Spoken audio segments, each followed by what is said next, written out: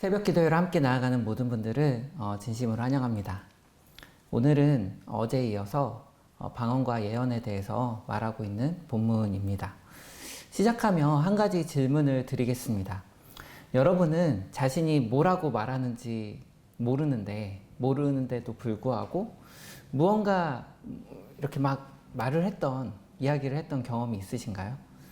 무슨 정신을 했는지는 모르지만 정말 기억도 안 나지만 어쨌든 얘기를 했던 경험 말이에요. 저는 사랑믿는 교회에서 그랬던 경험이 있습니다.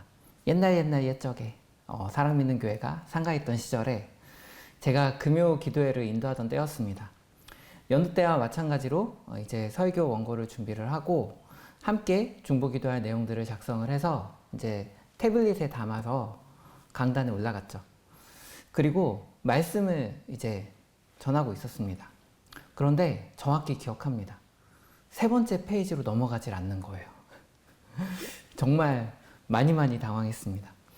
나중에 알고 보니까 저장이 일부만 된 거였습니다.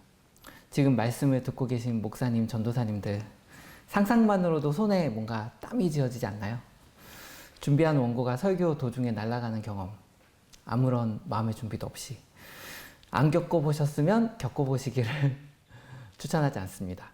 아무튼 저는 그때 정말 많이 당황했고 앞자리에 앉으신 저와 저를 잘 아는 분들은 저의 멈칫을 알아차리셨습니다. 무슨 일이 일어났구나. 그래도 어떡해요. 해야죠. 네. 정말 제가 뭐라고 하는지 모르겠지만 정말 속으로 주님 도와주세요 하면서 어떻게 말씀을 전하고 기도회를 인도하고 마무리했습니다. 말씀을 전하면서 정말 간절하게 주님을 붙들었던 그 간절함, 그것은 그 이전에도 없었고 그 이후에도 없었습니다. 제가 왜 이 이야기를 하는지 눈치채셨나요? 저는 방언도 비슷하다고 생각을 합니다. 물론 같은 건 아니에요. 저도 해봤기 때문에 압니다. 그렇지만 공통점이 있습니다. 자신이 무엇을 말하고 있는지 인지가 안 된다는 점에서 그렇고요. 그리고 간절히 주님을 찾는다는 점에서 공통점이 있습니다. 그래서 14절에 방언으로 기도하는 것은 내 영으로 기도하는 것이라는 그 바울의 설명은 방언으로 기도할 때 간절히 주님을 찾는 면을 가리킨 것이라고 말할 수 있겠습니다. 간절히 주님을 찾는다는 것은 잘못된 게 아니죠. 오히려 권장사항입니다. 우리는 살아가면서 간절히 주님을 찾고 주님을 의지해야 합니다. 그런데 말입니다. 문제가 있습니다. 14절 전체를 읽어보겠습니다. 내가 방언으로 기도하면 내 영은 기도하지만 내 마음은 아무런 열매를 얻지 못합니다. 와, 정말 큰 문제죠. 아무런 열매를 얻지 못한다고 합니다. 무익하다는 거예요. 여기 세 번역이 마음이라고 번역한 헬라어 단어는 누스입니다. 이것은 감정적 마음을 뜻하는 카르디아라는 단어와 다르게 이것은 하트가 아니라 생각하는 능력, 이해하는 정신을 뜻하는 마인드를 뜻합니다. 그래서 NIV와 ESV, NASB와 같은 많은 영어 번역본들은 모두 이것을 마인드로 번역하고 있습니다. 생각의 열매, 지성의 열매가 없다는 거예요.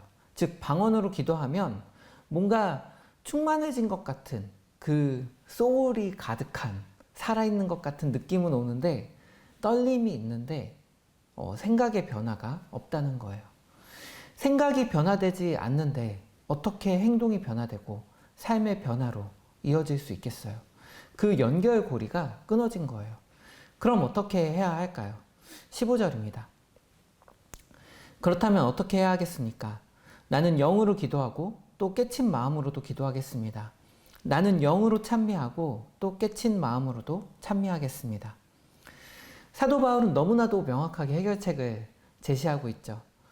이렇게 하면 됩니다 하면서 여기 영으로 플러스 깨친 마음 이렇게 되어 있잖아요. 그래서 이것을 그렇게 이해하셔서 방언으로도 기도하고 내가 이해할 수 있는 언어로도 기도하면 되는 거구나.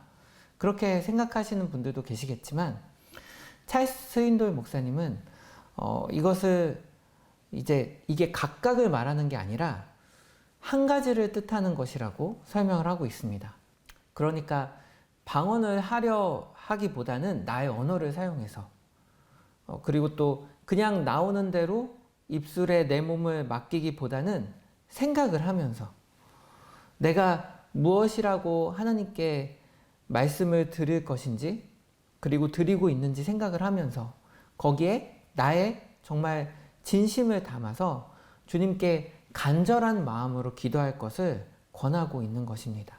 그러니까 생각하면서 거기에 정말 진심을 담은 간절함을 가지고 나아가라는 것이죠. 여기 찬미, 그러니까 찬양도 마찬가지입니다.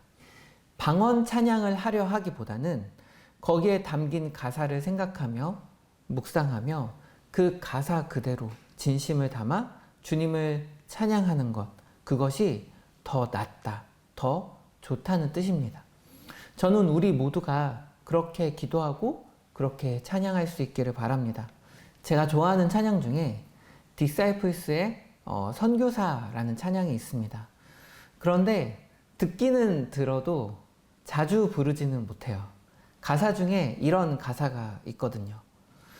어쩌면 내 삶을 전혀 돌볼 수 없을지 모르겠지만 나를 보내시고 무너진 그 땅에 내 생명 묻으소서. 이 가사가 차마 제 입에서 진심을 담은 고백으로 떨어지지를 않는 거예요. 생각하면 생각할수록 주님, 솔직하게 저는 못합니다. 말씀드릴 수밖에 없고 막 아내와 아이들도 생각이 나고 양화진의 그 갓난아기의 무덤도 생각이 나고 도저히 부를 수가 없었어요. 그런데 제가 이 곡을 특송을 했습니다.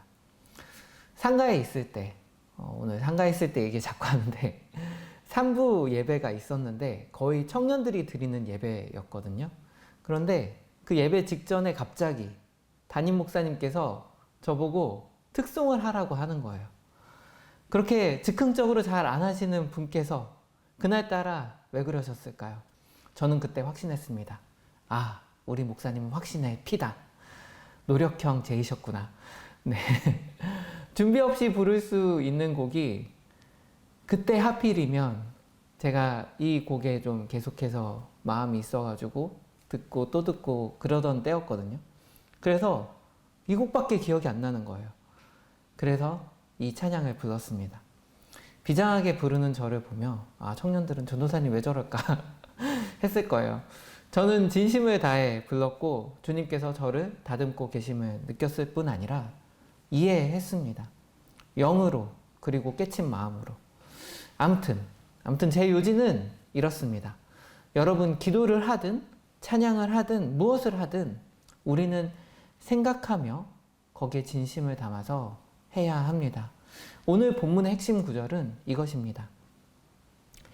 형제자매 여러분, 생각하는 데는 아이가 되지 마십시오. 악에는 아이가 되고 생각하는 데는 어른이 되십시오. 생각하는데 아이가 되지 마십시오.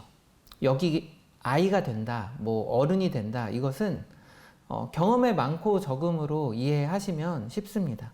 아이는 경험이 적죠. 어른은 경험이 많습니다. 악은 경험이 적으면 적을수록 좋습니다. 악을 많이 행하고 악을 많이 경험할 필요는 없다는 거예요. 죄가 많은 곳에 은혜가 크다. 아무리 그렇다 하더라도 일부러 죄를 지을 필요는 없는 거죠.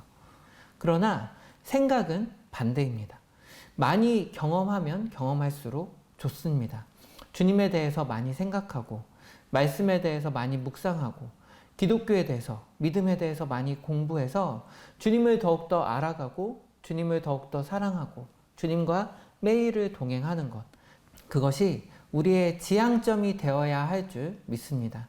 그렇게 할 때 주님께서 주신 은사로 정말 공동체를 섬기며 사랑으로 더욱 하나 되는 우리가 될 것입니다. 25절처럼 비그리스도인들에게, 우리 교회를 방문한 이들에게 참으로 하나님께서 여러분 가운데 계십니다. 이렇게 말을 듣는 상상만 해도 정말 마음이 너무 좋지 않나요? 하나님께서 여러분 가운데 계십니다. 이러한 말을 듣는 우리 공동체, 우리 사랑받는 교회가 되기를 바랍니다.